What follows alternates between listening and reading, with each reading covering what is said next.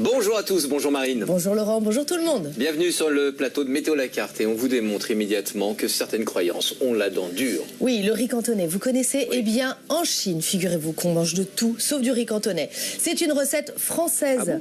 Explication et recette avec Sophie, notre chef du jour. C'est un reportage de Marjorie Lequet.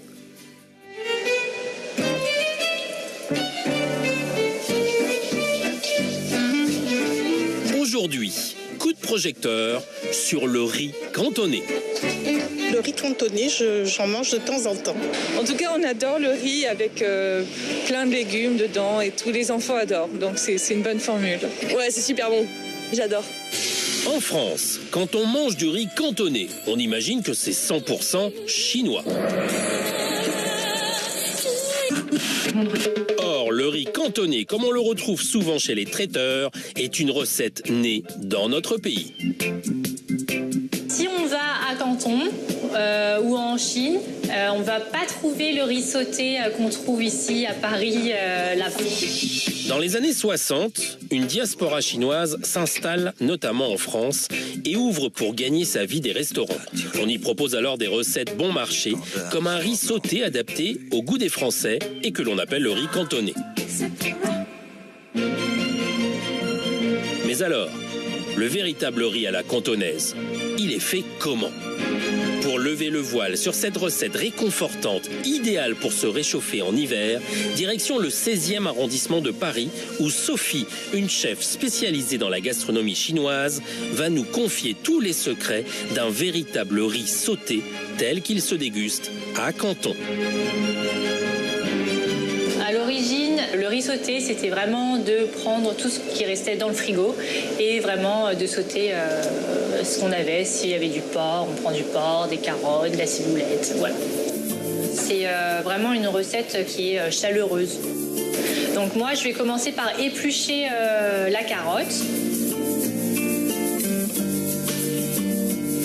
Après, ciboulette, on enlève ça. Moi, je mets un peu de ciboulette parce que ça apporte un peu un côté frais au riz sauté, les petits légumes, avec la carotte qui va apporter aussi le croquant. Pour sa recette du jour, elle coupe ensuite du porc laqué qu'elle réalise elle-même. Si on n'a pas de porc laqué à la maison, pas de panique. On peut quand même prendre du bon jambon. Et après, ça peut être aussi un riz sauté végétarien. Il n'y a pas de règle. J'avais aussi des crevettes à disposition dans le frigo, donc on y va. C'est vrai que dans la cuisine chinoise, on a beaucoup ce mélange terre-mer. Pour battre les œufs, Sophie les mène à la baguette. Il faut juste écarter la paire de baguettes. Hop. Moi, je prends mon majeur pour bloquer un peu. Et ensuite, on garde cette ouverture-là et on fouette. Je vais mettre un peu de jaune d'œuf sur mon riz blanc pour l'enrober en fait. Et en fait, quand on va sauter, ça va permettre d'avoir chaque grain de riz à part. Le riz est cuit en prenant soin, et c'est là le véritable secret, de le rincer 3 fois au préalable pour retirer l'amidon. Si Sophie ne se voit pas s'épanouir ailleurs que derrière ses fourneaux, cette carrière de chef n'a pas été son premier choix. Et pour cause.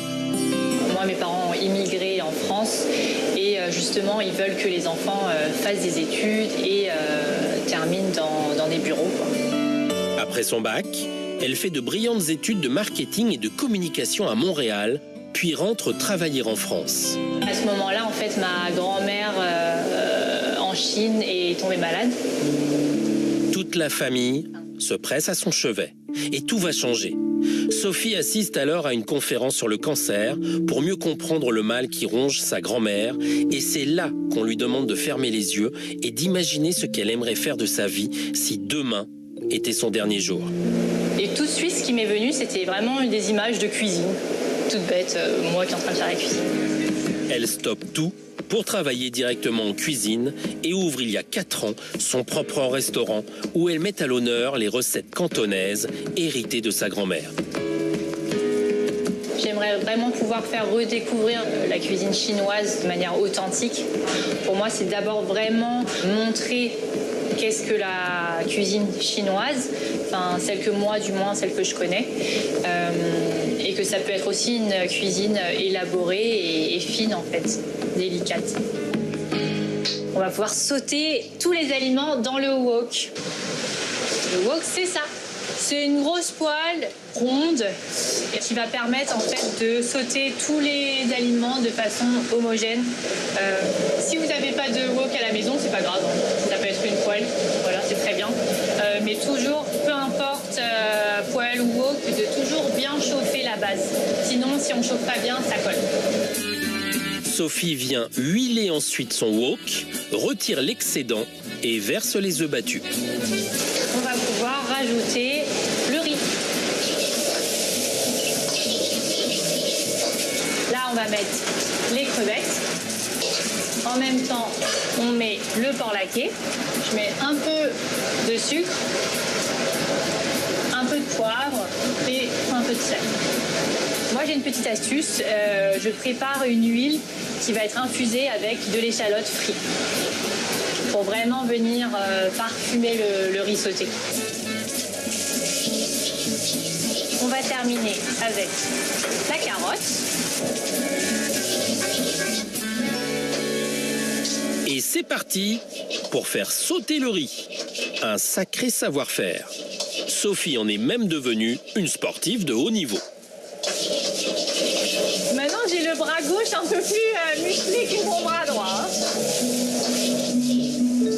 Au dernier moment, Sophie ajoute de la ciboulette ciselée et une goutte de sauce soja.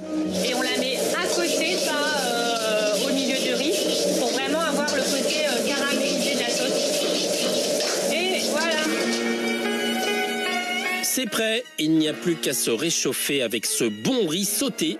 Alors, s'il vous plaît, arrêtons de nous cantonner au riz que l'on connaît et redécouvrons les véritables saveurs de Canton. Je pense qu'il faut être fier de ce qu'on cuisine en Chine.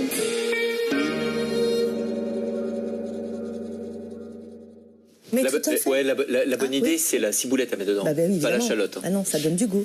Après le riz cantonais français, du gouda normand. De quoi en perdre notre latin? Ouais, arrivé des Pays-Bas il y a quelques 30 ans, Yann, à tout.